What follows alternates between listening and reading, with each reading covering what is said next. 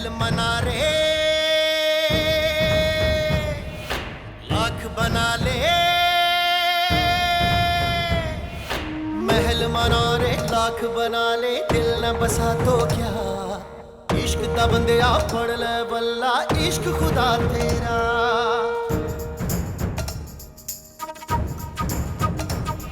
पैमाने वफा दस्तारे अना, पैमाने वफा दस्तारे अना, सब कुछ है यही रह जाना।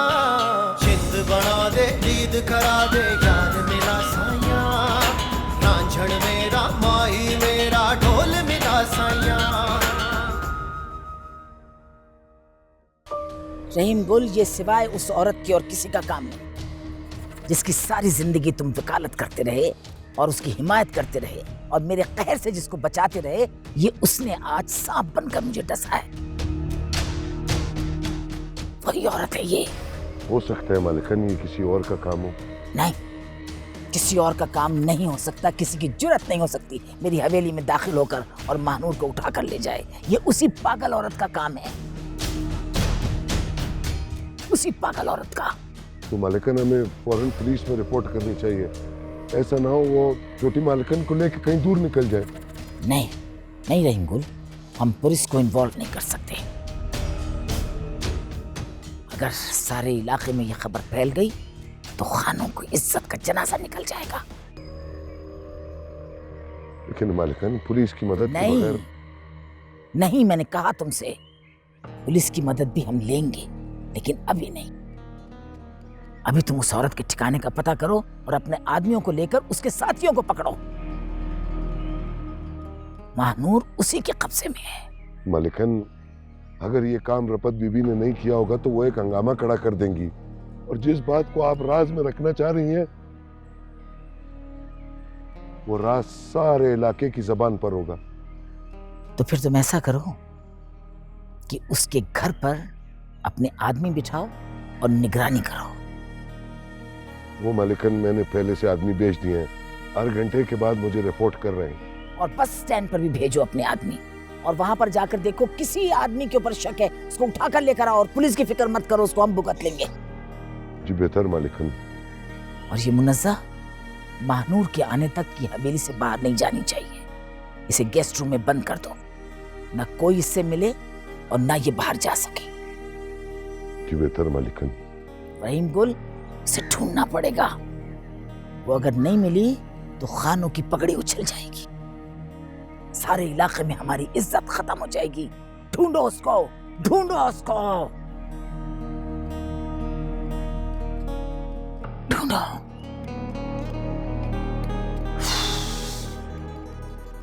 कहाँ जा सकती आनूर, तू एक दफा मुझे मिल जाए।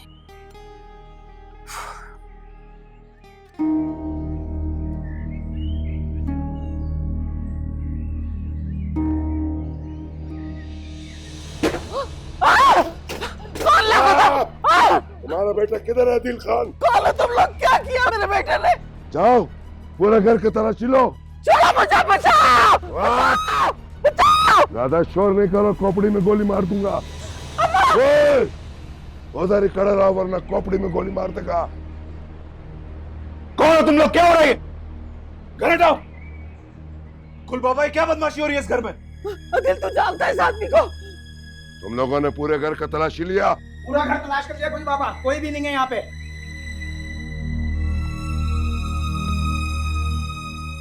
छोटी मालिकन किधर है?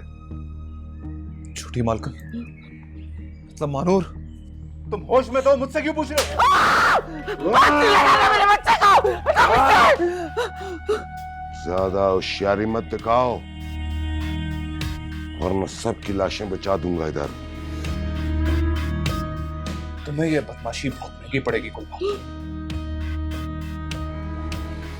और मुझे क्या पता कि मानूर किधर है? कब गायब हुई वो? कल रात में हम लोगों को सुबह पता चला। तुम्हारे अलावा ये काम कोई नहीं कर सकता। छोड़ो मेरे बच्चे को, वाह! हाथ नहीं लगाना। देखो, मानूर का इल्जाम मुझ पे मत लगाओ। तुम लोग ही पता नहीं किस किस से दुश्मनी है।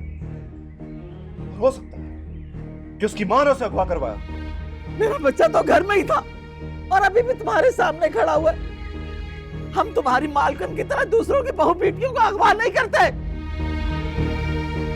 अगर तुम्हारे घर से लड़की भागी है तो जाओ जाके अपनी मालकिन से पूछो।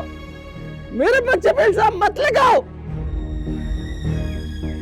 और देखो गुल बाबा, खैरियत इसी में कि तुम लोग फौरन यहां से निकल जाओ, वरना एक आवाज में पूरा गांव इकट्ठा कर लूंगा और तुम लोग को वापसी जाने का रास्ता नहीं मिलेगा। देखो आदिल खान, हम लोग छोटी मालखन को हर जगह तलाश कर रहे हैं। हमने उसकी माँ के घर पर भी निगरानी रखा हुआ है, और अगर मुझे पता चला ना कि इसमें तुम्हारा हाथ है तो तुम्हारा ये घर मलबे का ढेर बना दूंगा, समझा? चलो।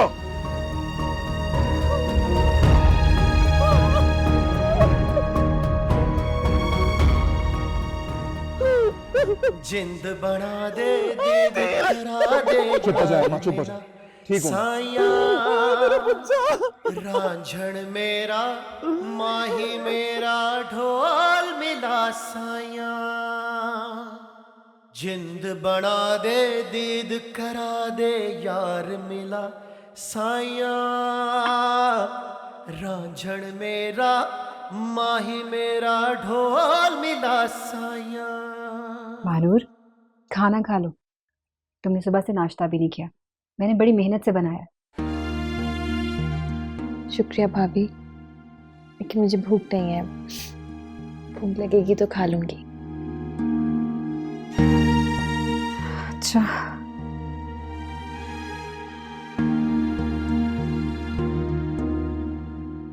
तसल्ली रखें भाभी, अदील आता होगा। फोन आया था उसे मुझे। कब तक आएंगे? ज्यादा देर नहीं, उसका आइडिया ठीक था। आपके गुल बाबा उसके घर गए थे। क्या?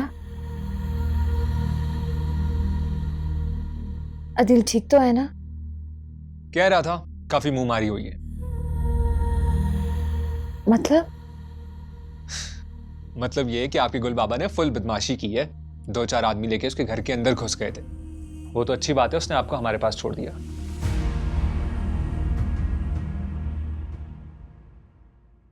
लगता है कि जब तक अदील नहीं आएगा ना, ये खाना नहीं खाएगी।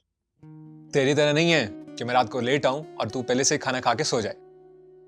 हाँ हाँ, जैसे तुम मुझे रोज मुर्ग कोरमा खिलाते हो, पिलाव लाके खिलाते हो मुझे। खुदा का खौफ करो, मैं तो खाना अक्सर रात का होटल से लाता हूं। तुम कब बनाती हो? तो कौन सा एहसान करते हो मुझ पे? बीवी हूं तुम्हारी, खानसामा नहीं हूं।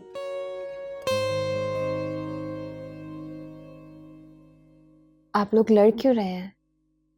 छोटे लोग हैं ना, छोटी छोटी बातों पे लड़के खुश हो जाते हैं। आप बड़े लोग अक्सर चुप ही रहते हैं। कभी कभी चुप रहने के अलावा कोई और ऑप्शन होता नहीं है। ये तो आपने ठीक कहा। चलो कुछ खा लो। भूख लगेगी तो खा लूंगी।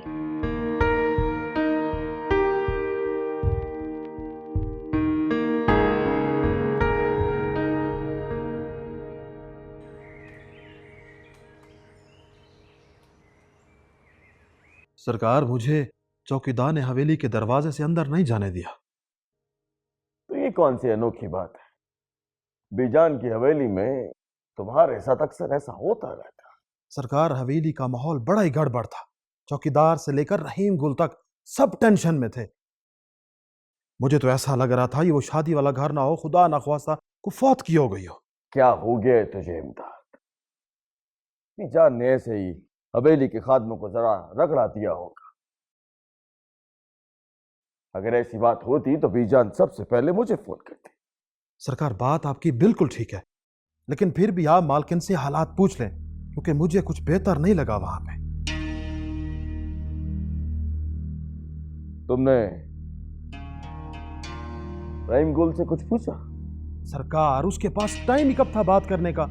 इधर भाग उधर भाग, फिर 4-5 आदमियों के साथ हवेली से ऐसे निकला है जैसे किसी पर हमला करने जा रहा हूं।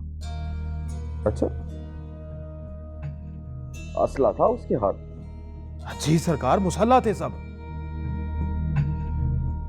यार जमीनों का कोई झगड़ा हुआ होगा, वहां क्या होगा, क्या हो गया है तुझे? सरकार अब ये तो अल्लाह जाने, लेकिन मुझे हालात ठीक नहीं लगे। ओ ठीक है ठीक है ठीक है, कोई खबर मिले तो मुझे बताना। चल चल। बेहतर सरकार, बेहतर।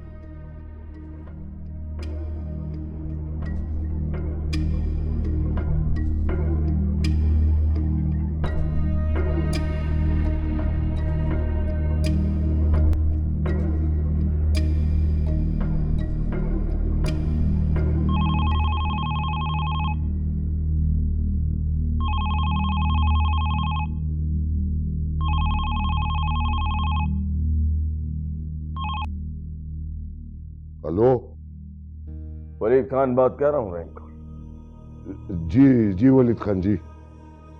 बीजान से बात करा।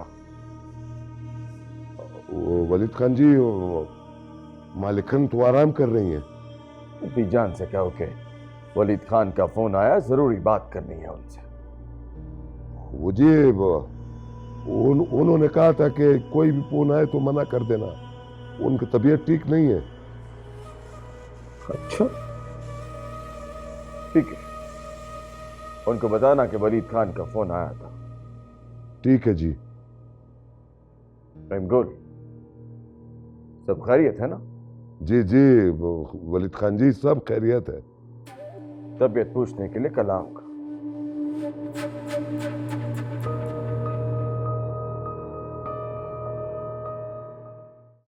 क्या हुआ? सब ठीक तो है? कुछ नहीं, बस मैंने फोन किया था बीजान को, बात नहीं हुई। इमदाद आया था, कह रहा था कि उसको लग रहा है कि बीजान की हवेली में कुछ गड़बड़ है। चल, अब एक नया मसला शुरू। कसम से जिस दिन ये शादी हो गई उस दिन मैं दरगाह जाके सौदेगे चढ़ाऊं। बहरहाल फिर भी कल चलते हैं बीजान की खैरियत पता करने। थोड़ा ब्रेक पे पांव रखो, पहले मसला पता तो चले कि हुआ क्या है। ऐसे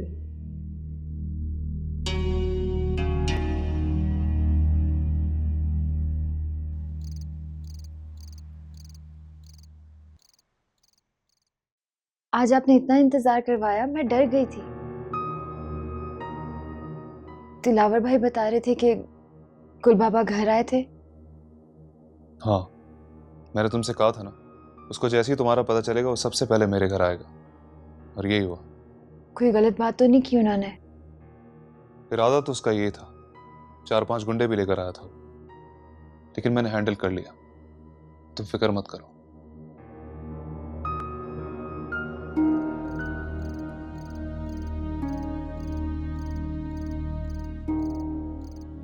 रेहाना बेगम, जो असल बात है वो बताओ, मुझे बच्चों की तरह मत बहलाओ। मैंने तो असल बात बता दी है, पता नहीं अब तुम मुझसे और क्या सुनना चाहते हो। तुम्हारा मतलब है कि हवेली के 4-5 गुंडे किसी की तलाश में गलती से हमारे घर में घुस आए? जी बाबा, जब भाई ने उन्हें समझाया कि उन लोगों को गलत फहमी हुई है तो वो लोग वापस चले गए। ऐसा कैसे हो सकता है कि मोहल्ले के दर्जनों घरों को छोड़कर हमारे घर पे हल्ला बोल दे? अदील ने यकीनन कोई गड़बड़ की है, और वो पहले भी अगवा होकर जख्मी हालत में घर आ चुका है, और इस वाकये का ताल्लुक उससे जरूर है। बस अब तुम कड़ी से कड़ी मिलाते जाओ, उसके किसी बचपन के झगड़े का ताल्लुक भी निकाल लो इस वाकये से। रेहाना बेगम, मुझे मजाक पसंद नहीं है। अदील ने कोई बड़ी गड़बड़ की है जिसके नताइज सामने आना शुरू हो गए हैं। मुझे अफसोस तो इस बात का है कि पहले की तरह इस बार भी इस वाकये के बारे में मुझे मोहल्ले वालों ने बताया है। तो क्या मैं दरवाजे पर ही रोना पिटना शुरू कर देती? तुम तो आए, चाय पी के फौरन ही वापस चले गए। तो मैंने सोचा कि तुम जब रात को आओगे तो तसल्ली से मैं तुम्हें सारी बात बता दूंगी। पर ये मोहल्ले वाले हैं ना, इनके तो पेट में दर्द होता है, पहले ही तुम्हारे कान भर दिए। अदील कहाँ है? वो अदील तो घर में ही था, सारा दिन घर में था, आज तो वो नौकरी पे भी नहीं गया, तुम्हारे आने से थोड़ी सी देर पहले निकला। मेरे ख्याल में दिलावर की तरफ गया होगा। रेहाना बेगम, तुम चाहे मुझसे जितनी भी गलत बयानी कर लो, तुम्हारे बेटे की हरकतें किसी बड़े तूफान की खबर दे रही हैं।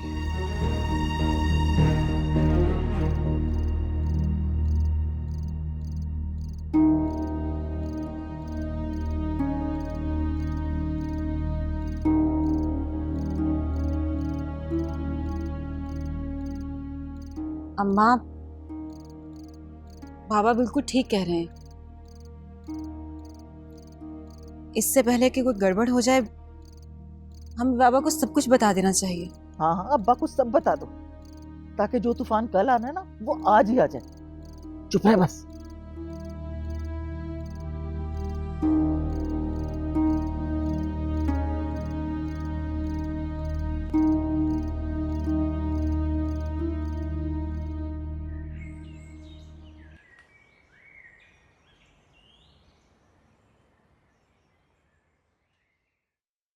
रहीम गुल, क्या खबर लाए?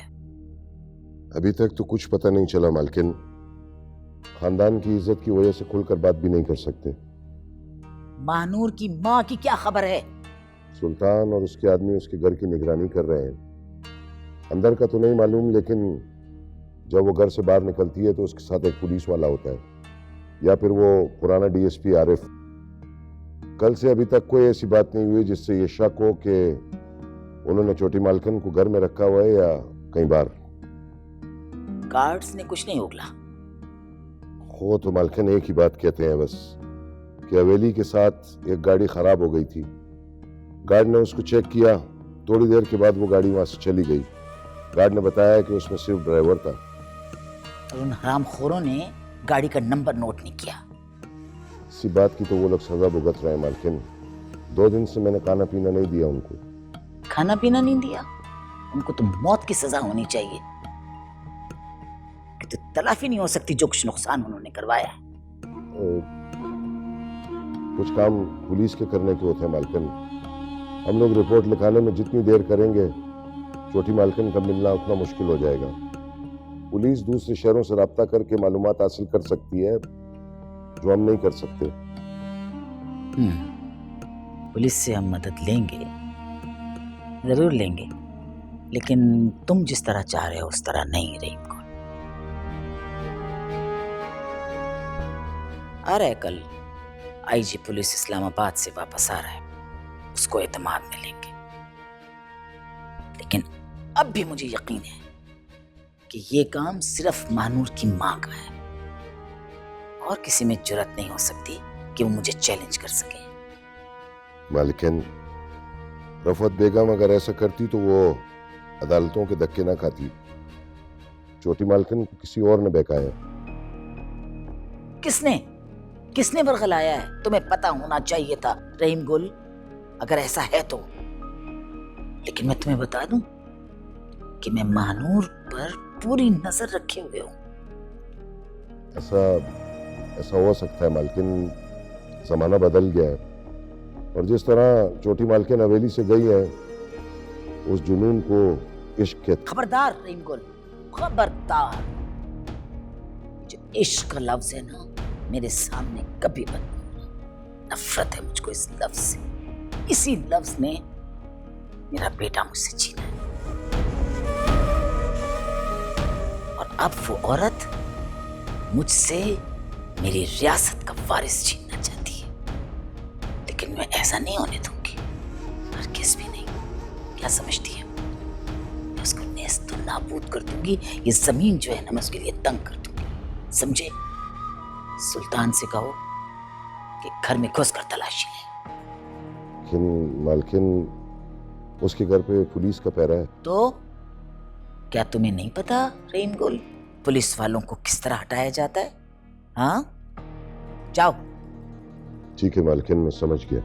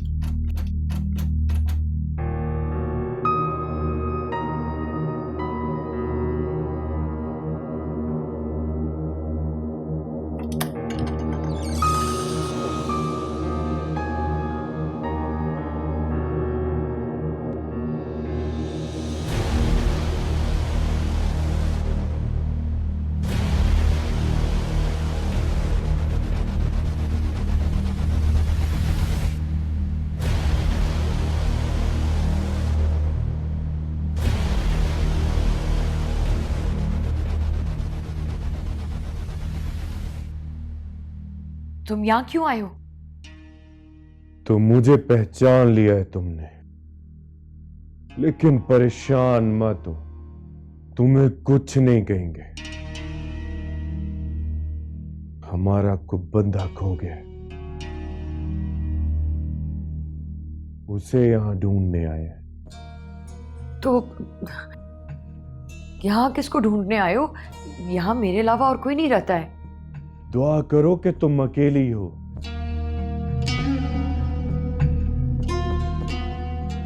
मालकिन का हुक्म है कि तुम्हें कुछ नहीं कहना, लेकिन अगर यहां से कोई निकल आया ना तो मैं मालकिन का हुक्म भी भूल जाऊंगा।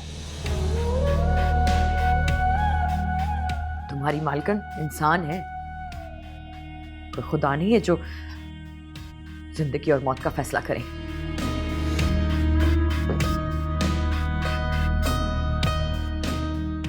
बात तो तुमने ठीक की है, लेकिन अगर कोई इस घर से निकल आया ना तो मैं तुम्हें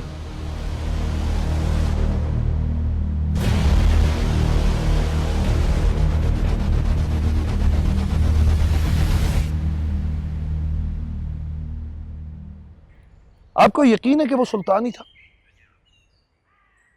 मैं उसकी शक्ल कैसे भूल सकती हूँ? एक हफ्ते में उसकी कैद में रही। आपके अंदाजे से वो लोग किसको तलाश कर रहे थे? मुझे नहीं पता, मैंने उससे पूछा तो उसने जवाब नहीं दिया। मेरे ख्याल से ये सिर्फ तंग करने का और दबाव डालने का एक हरबा है। आज कोर्ट में इनका केस भी पेश हुआ। अरे हाँ, ये सारे चक्कर में मैं ये बात तो भूल ही गई। आपकी बात हुई है वकील साहब से? जी हाँ, और मैंने उन्हें आज के वाक़े के बारे में बता दिया था। वो कह रहे थे कि कोर्ट में पेश हो जाऊंगा मैं। Excuse me. अरे वकील साहब का फोन। हेलो जी, अस्सलाम वालेकुम जी। अच्छा अच्छा, ठीक है, शुक्रिया बहुत बहुत। अल्लाह हाफ़िज़। भाभी बहुत बहुत मुबारक। कोर्ट ने आपके हक में फैसला दे दिया है, आप अपनी बेटी से मिल सकती हैं। अगले हफ्ते किसी वक्त आप उससे मुलाकात कर सकती हैं और कोई आपको रोक नहीं सकता। मुझे तो यकीन ही नहीं आ रहा, ऐसा लगता है जैसे कोई बहुत सही हो गया। बहुत बहुत मुबारक हो मैडम। मैंने आपसे कहा था ना कि अगर इंसाफ मिलेगा तो सिर्फ अदालत से मिलेगा। या अल्लाह तेरा शुक्र है। आज जो यहीं बैठे इंतजार कर लेते हैं, बीजान आने वाली होंगी। सलाम वलीद खान जी। वालेकुम अस्सलाम। आप बैठे वलीद, में मानूर से मिलकर आते। मैं माफी चाहता हूँ बेगम साहिबा, आप तशरीफ रखिए। इस वक्त आप छुट्टी मालकन से नहीं मिल सकती। तुम्हारा दिमाग ठीक है रहीम गुल? क्या मतलब है कि कोई नहीं मिल सकता? ये क्या बेहूदगी है रहीम गुल? जानते हो कि तुम क्या कह रहे हो? वलीद खान जी, मेरी क्या मजाल है मैं आपको मना करूं, लेकिन ये मालकन का हुक्म है। छोटी मालकन से किसी को भी मिलने के लिए मना किया है मालिकन ने। हम किसी नहीं है, वो मेरी होने वाली बहू है, मैं उसकी सास हूं। मैं उससे जब दिल चाहे मिल सकती हूँ। बेगम साहबा, आप थोड़ा इंतजार कर लें, मालिकन अभी आती होंगी। तुम इस तरह से हमें बेइज्जत नहीं कर सकते हो, ये कोई तरीका नहीं है, समझ आया? फरजाना, कोई बात नहीं, बीजान आ रही है, मालूम पड़ जाएगा कि मसला क्या है। हम यहां बैठ के इंतजार कर लेते हैं। बैठो बैठो।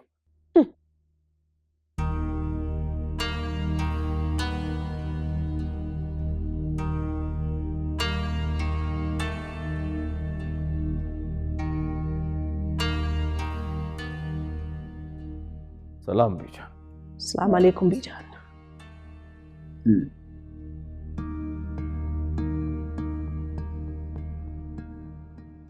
तुम लोगों को आने से पहले बताना चाहिए था। बीजान, फोन किया था, पता लगा आपकी तबीयत नासाज है। बीजान, महानूर की तबीयत तो ठीक है ना? आपने तो हमारी उससे मुलाकात पर भी पाबंदी लगवा दी है। आपके इस खादिम खास ने हमें उसके पास भी नहीं जाने दिया। क्या ये रिश्तेदारों की खुली बेइज्जती नहीं है? तुम्हें जितनी इज्जत मिल गई है ना, उस पर सब्र शुक्र करो।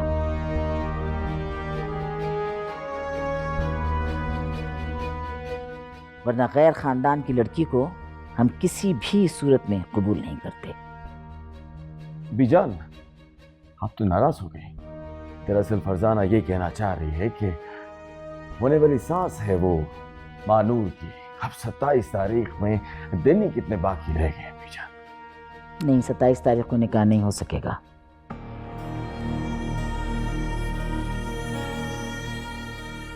क्या मतलब है आपका बीजान? 27 तारीख को निकाह नहीं होगा? क्यों बीजान? मैं तो सारी तैयारी कर चुका हूं, पूरी बरादरी को बता चुका हूं।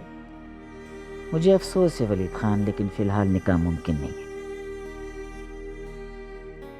आज अदालत ने महानूर की मां को महानूर से मुलाकात का हुक्म दिया है। इसीलिए बीजान मैं आपसे कह रहा था कि अदालत की तारीख से पहले निकाह पढ़वा लेते हैं। 2 बोल पढ़ने में टाइम ही कितना लगता है बीजान? लेकिन अब क्या होगा बीजान? मैं तो कहता हूं बीजान, आप 4 बंदों को बुलाएं और निकाह पढ़वाएं। फिर भले 100 मुलाकातें करती फिरे उसकी मां। नहीं वलीद खान, ये मुमकिन नहीं है। मैं कानूनी मामलात से निमट कर ही महानूर का निकाह कर सकूंगी। मगर बीजान, महानूर है कहाँ? कम से कम। वलीद खान, फरजाना, मैं इस वक्त बहुत ज़हनी परेशानी में हूं। ये सब बातें फिर होती रहेंगी। महानूर कहीं भागी नहीं जा रही।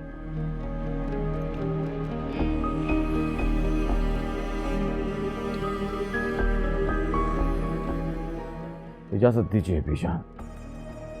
सलाम।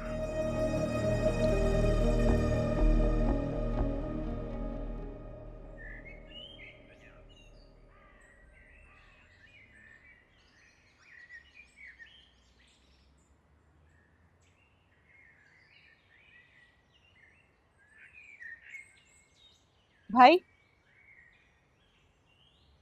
हाँ क्या हुआ? इस तरह क्यों देख रही हो? देख रही हूँ कि तुमने झूठ बोलना कितने एतमाद और सफाई से सीख लिया। मैं समझा नहीं, मैंने कौन सा झूठ बोल दिया? सच कह रहे हो तो नजरें क्यों चुरा रहे हो? कल जब हवेली के गुंडे आए थे तो तुमने उनसे झूठ बोला, कहा कि मैं रात को घर पर था, जबकि तुम तो सुबह आए थे। तुमने मुझसे, अम्मा से, सबसे झूठ बोला। बाबा से भी झूठ बोला तुमने।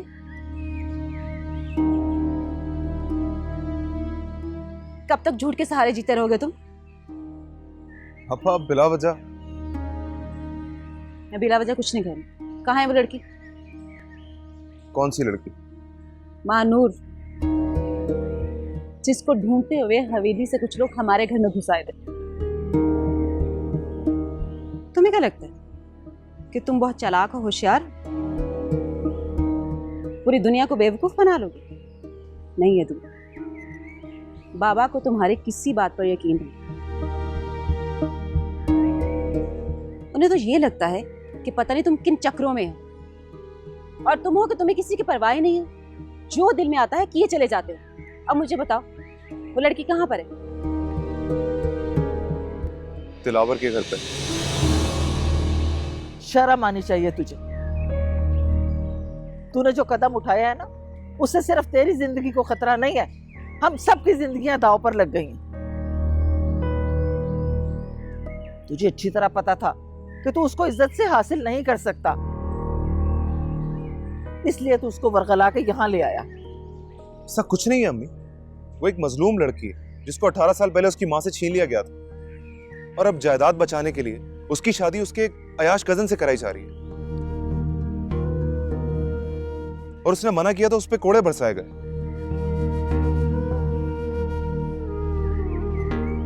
अम्मी, उसकी शादी जबरदस्ती कराई जा रही है, और वो अपनी मर्जी से मेरे साथ आई। मैं उससे मोहब्बत करता हूं, लेकिन इस मोहब्बत में हवस शामिल नहीं है। अच्छा, तो फिर तूने उसको दिलावर के घर पे क्यों रखा हुआ है? यहाँ क्यों नहीं लेकर आया?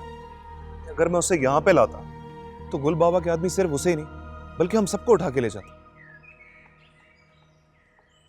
इसलिए मैंने सोचा कि मामला ठंडा होने पे अब्बा से बात करके उसे यहाँ पे ले आऊं, लेकिन आप लोग हमेशा मुझे ही गलत समझते।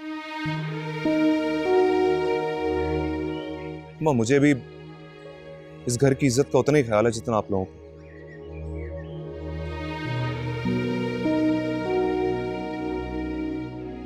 बिल्कुल पागल हो गया ये लड़का। इश्क सर चढ़ के बोल रहा है। ये इंसल्ट है मेरी। मैंने अपने सारे दोस्तों को निकाह का बता दिया था, तो मैं किसी को मुंह दिखाने के काबिल नहीं रहा। मुझे तो पहले ही बीजान पर शक था कि वो लड़की इतनी आसानी से दे कैसे रही है, वो भी वो लड़की जिसके नाम पर पूरी जायदाद हो। मैं खुद बात करता हूं जाके दादी से। माना कि वो बड़ी हैं, लेकिन इसका यह मतलब नहीं कि जो दिल में आएगा वो करेंगी। हमारी भी कोई इज्जत है। ज्यादा गर्मी मत दिखाओ। अभी तो बीजान ने सिर्फ निकाह से मना किया है, लेकिन तुम दोनों की हरकतें देखकर वो दिन दूर नहीं है जिस दिन ये बात बीजान हमेशा के लिए खत्म कर देगी। अगर दादी ने ऐसा सोचा भी ना, तो अभी बाबा वो मुझे नहीं जानती।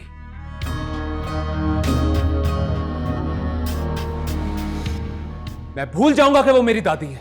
क्या क्या कर लेगा तुम? तेरी हैसियत है क्या है? वो बीजान है, इतनी बड़ी जागीर उसके एक हुक्म से चलती है, और तू बेवकूफ। ऐसे मौकों पर जोश से नहीं होश से काम लेना पड़ता है। तुम्हारे बाबा जान बिल्कुल ठीक कह रहे हैं आबिद। ये वक्त बीजान के साथ मुंहमारी करने का बिल्कुल भी नहीं है। कहीं ऐसा ना हो कि वो भी जिद पर अड़ जाए। पता नहीं मुझे क्यों लगता है ये सब उस लड़की, क्या नाम है उसका, मुनज्जा, उसका किया था। उस दिन उस लड़की के तेवर मुझे कुछ ठीक नहीं लगते थे। सोचने वाली बात तो ये है कि अगर बीजान से उसने कुछ कहा भी है तो बीजान ने तो हमसे किसी बात का कोई जिक्र नहीं किया। बीजान को जो कुछ करना होता है उसके बारे में वो किसी को कुछ बताती नहीं है। वो औरत अच्छी तरह जानती है कि किस वक्त क्या करना है। मुनज़्ज़ा को चुप करवाने का पूरा प्लान था मेरे पास, लेकिन पता नहीं कहां से उसको खबर हो गई। तुमने ही कोई बकवास की होगी अपने सेक्रेटरी के साथ। लड़की सामने हो तो तेरी अकल कहां काम करती है? मैंने उसके सामने कोई बात नहीं की बाबा। अच्छा बस बस, जो होना था हो गया।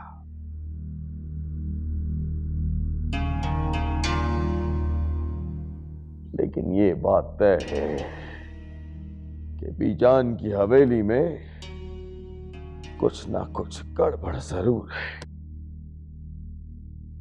तो आप अपने आदमियों से पता क्यों नहीं करवाते?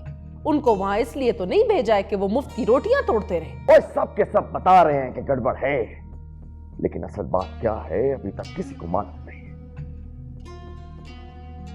लेकिन एक बात है, 3-4 दिन हो गए हैं किसी ने मानूर को हवेली के अंदर देखा नहीं है।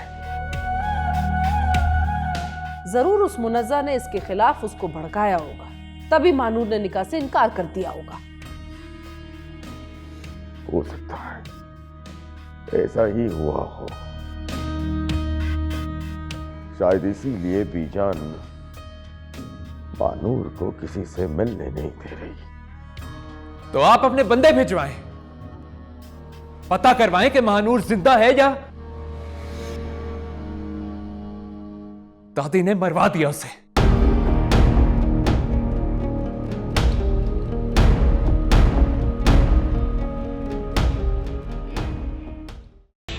सुना है जवानी में बड़े शिकार किया करते थे आप, छोटा बड़ा। क्यों आए हो यहाँ अफसर? यहाँ आने की हिम्मत कैसे हुई? मुझे बहुत अफसोस के साथ कहना पड़ेगा कि मुझे आपको गिरफ्तार करना होगा। मैं किसी से नहीं डरती। अदील भाई से कहो कि इसको लेकर जाए।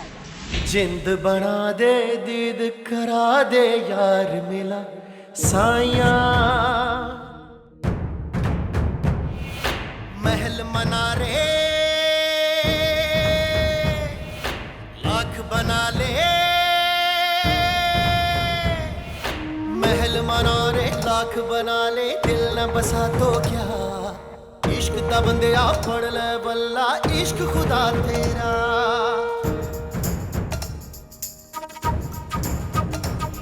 पैमाने वफा दस्तारे अना, पैमाने वफा दस्तारे अना, सब कुछ है यही रह जाना। जिंद बना दे, दीद करा दे, यार मिला साया। रांझण में